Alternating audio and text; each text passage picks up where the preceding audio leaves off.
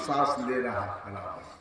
तो भगवान राम लखन लाल जी से कहे कि रावण अब अंतिम सांस ले रहा है, बहुत बड़ा राजनीतिज्ञ था, लक्ष्मण जाओ अंत में तो कुछ सीखो।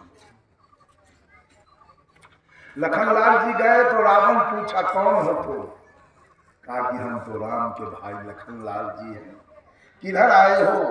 तो भैया भेजे हैं आपसे राजनीति से। कहा तुम्हारे खानदान में कोई काबिल होशियार है राजनीति सीखने वाला, कोई है विद्वान? कहा हमारे खानदान में कोई नहीं। कहा सब बेटी भुका हुआ है, क्या सीखेगा राजनीति? कहा कैसे? अरे तुम्हारा बाप होशियार है, किसके बाप को बूझ को राम को वनवास दिला दिया? तो बाप दशरथ। तो पत्नी के बाप बूझने वाला बड़ा होशियार होता है, एक नंबर के बाप बेवकूफ तो बाप दशरथ। पत्नी के बाप बूझ के राम को वनवास है, तो माए केकर बात बूझ के राम को वनवास करा दिया। केकर बात बूझी थी? मंथरा नौरीन की। नौरीन के बात बूझने वाली रानी बड़ा होशियार होती, एक नंबर के बेवकूफ तो माए। नौरीन के बात बूझ के राम को वनवास करा। दूगो बेवकूफ हो गया तुम्हारे घर में, और सबसे महाबेवकूफ तो भाई राम। हमार मामा मारीच कपट का मिर्गा बन के निकला, जंगल में भागा, तो कहते हो अंतर्जामी राम पहचाना नहीं कि सही मिर्गा है कि कपट का मिर्गा है, उसके पीछे क्यों भाग गया। एक नंबर के बेवकूफ तो भाई राजनीति सीखने आई। अरे तू होशियार है, जब दूर चला गया कपट के मिर्गा के पीछे, तो हमार मामा मारीच वहां से आवाज लगा रहा, दौड़ो लक्ष्मण दौड़ो, बचाओ बचाओ। तू नहीं पहचाना कि भैया बोल रहे हैं कि कोई दोस्त है? ये तू सीता को छोड़ के दौड़ल चला गया। तुमको तो सीता के रखबारी में रख गया था, और सीता को छोड़ के दौड़ल गया। एक नंबर के बेवकूफ तो तू है। तो भाभी होशियार है, तू अग्नि बाण से घेर गया तो निकली क्यों लोग लेके चले गए। एक नंबर के बेवकूफ तक हो जाइए। पांचों में क्या है होशियार? किसकी पूजा हो वो हम जानना चाहते हैं। किस देवी देवता की पूजा हो वो बताइए।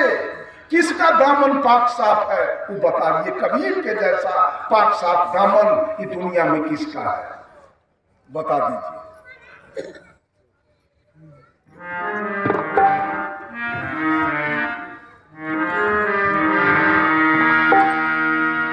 फिर माया कह रही है, सीता जे बन के रावण के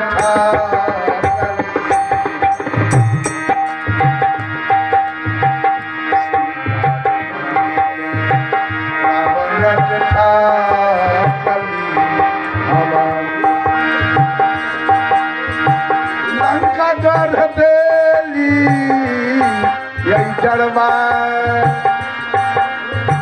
लंका गढ़ देली जड़वा। हे हमरो कोई नहीं जाने,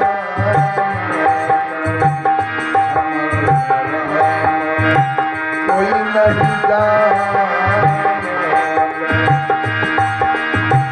चांदी ले रल साहे बाकबी,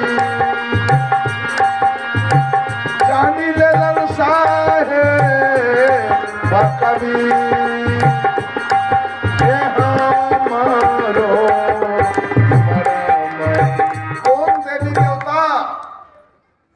कौन देवी देवता माया का मरम जाना है तो बता दीजिए, कबीर को छोड़कर और बुद्ध को छोड़कर।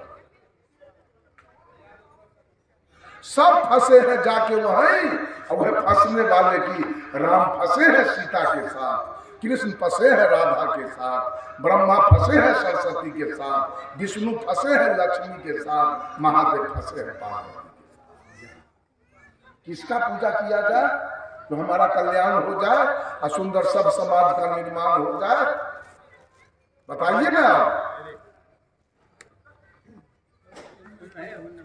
वैसा जीवन तो आप भी जी रहे हैं, पति पत्नी वाला जीवन तो सब लोग जी रहे हैं, और वही पति पत्नी वाला जीवन जीने वाले की पूजा हो रही है।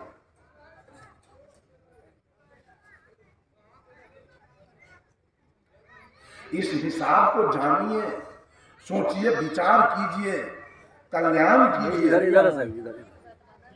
सुंदर सब समाज का निर्माण भी करना है ना, इस पर तो विचार करना है। मैंने कहा अंत में आत्मतल में आइए। जो आप है वही आपकी पत्नी है, वही आत्मा गाय में, भैंस में, वही आत्मा कुत्ता में, गीदड़ में, सांप में, छुछुन्नर में, वही आत्मा हाथी में, घोड़ा में, ऊंट में, गधा में। आत्मतल में आइए तो हर जगह आपका सहोदर भाई है। सब पर दया रखिए। ये सारे दया के भाव, सारे भाई से बेईमानी मत कीजिए, आप ही है वहां। पत्नी को गाली मत दीजिए, आप ही है वहां। केवल शरीर है औरत वाला, आप ही है वहां। हर जगह आपका भाई बैठा हुआ है, आपका सहोदर भाई है, हर घट में बैठा हुआ। किससे चोरी करना है, किससे बेईमानी, किससे दलाली लेना है, किसको गाली देना है, किससे डंठी मारना है, और किसको दूध में पानी मिला के देना है, और किसको आटा में चोकर, ये कबीर का ज्ञान। यही है आत्म ज्ञान। आत्मतल में आइए। जो आदमी आत्मतल में जिएगा उसे एक भी पाप कर्म नहीं है, एक भी दूषित कर्म नहीं होगा उस व्यक्ति से, उसका कल्याण हो जाएगा। जो आत्मतल में जिएगा, वो पत्नी को कभी गाली नहीं दे पाएगा। वो समझेगा जो हम है वही मेरी पत्नी है। तो बाप को कभी एक गाली नहीं देगा, माँ को नहीं एक गाली। माँ का सेवा करेगा, बाप का सेवा करेगा वो आदमी जो ज्ञानी होगा। वो गुरु का सेवा करेगा, ये तीन देवता का सेवा पूजा करेगा, और उसका कल्याण होगा। उसका भौतिक जीवन सुखमय और आध्यात्मिक जीवन विचल शांति में हो जाएगा। जो आत्मतल में, कुत्ता में समझिए मेरा मालिक बैठा है, गीदड़ में मेरा मालिक बैठा है, बकरी में मेरा मालिक बैठा है। हर जगह आपका मालिक बैठा हुआ है, आप हैं। यह आत्मतल की बात कबीर साहब ने किया। ये ज्ञान, आत्म ज्ञान बिना सब सुना, क्या मथुरा क्या काशी रे, जैसे मिर्गा नाभि कस्तूरी, बन बन फिरत उदासी।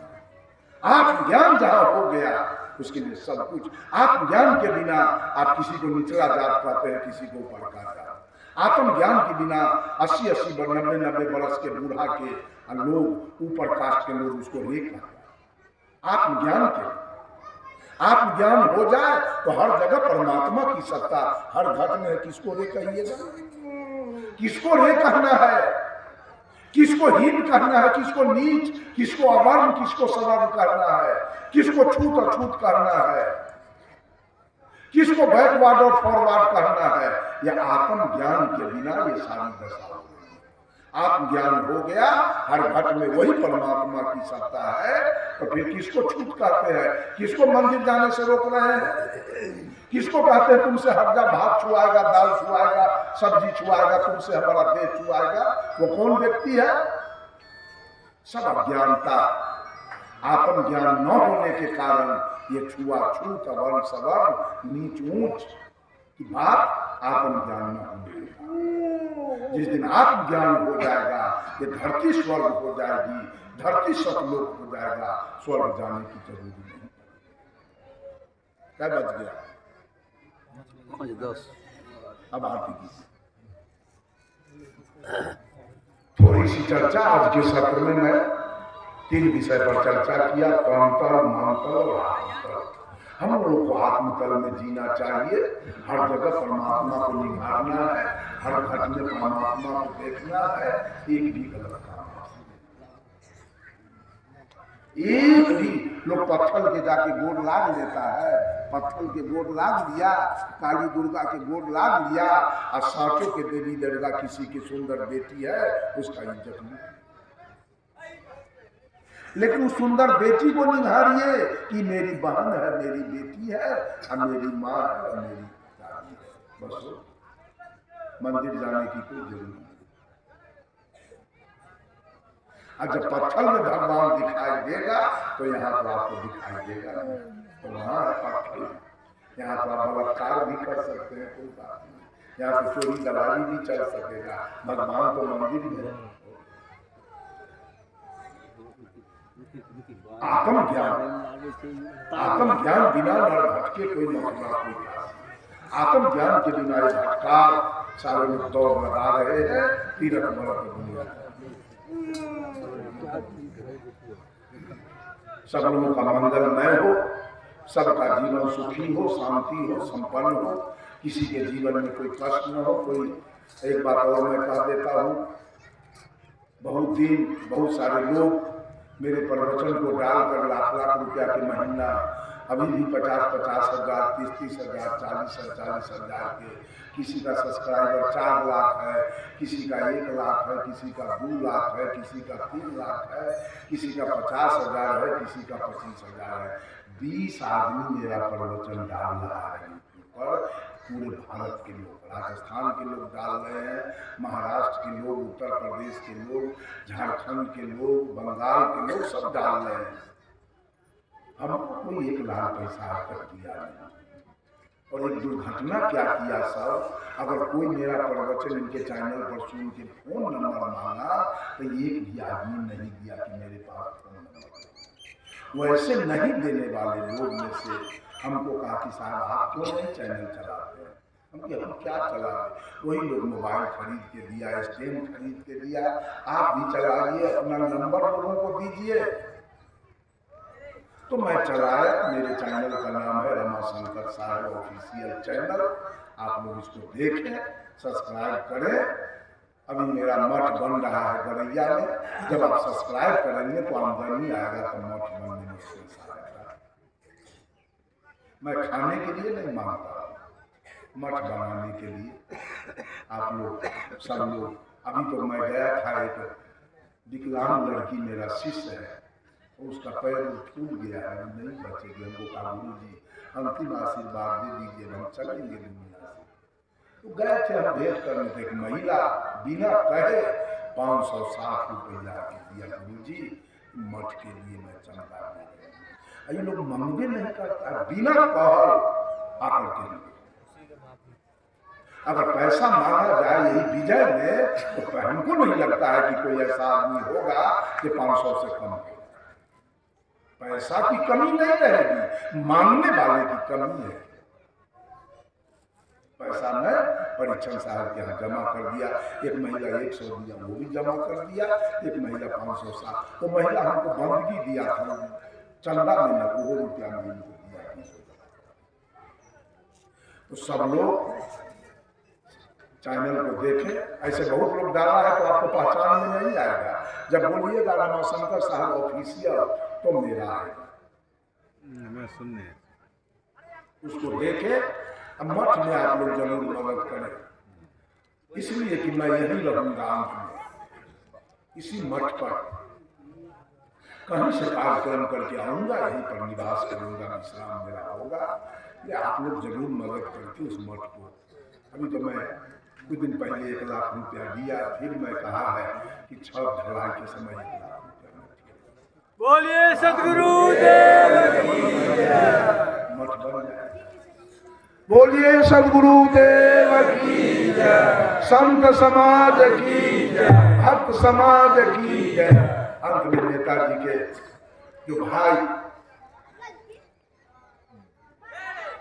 जिनके पुण्य स्मृति में सत्संग हुआ, उनको मैं श्रद्धा का 2 सुमन अर्पित करते हुए आप लोगों को साहब की नमस्कार प्रणाम करते हुए अपने अपने वाणी को यही विराम देता हूँ।